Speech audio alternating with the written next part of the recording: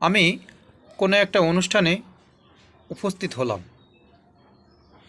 এই অনুষ্ঠানের মধ্যে একটা প্রশ্ন করা হলো, সেটা হচ্ছে, আচ্ছা বলেন তো সবথেকে আপন কে? তো উপস্থিতি যারা ছিলেন তারা অনেকেই অনেকভাবেই তাদের উত্তরটি দিয়েছিলেন। তখন আমি বলেছিলাম সবথেকে আপন হচ্ছে সময়। তো আমাকে বলল, কেন? কারণ সময় এমন একটা জিনিস যা মানুষের জীবন থেকে চলে গেলে আর কখনো আসে না। আবার সময়টা এমন একটা জিনিস যেটা ইংরেজিতে আমরা বলতে পারি মানি ইজ সেকেন্ড গড। সময়টা কিন্তু অর্থ।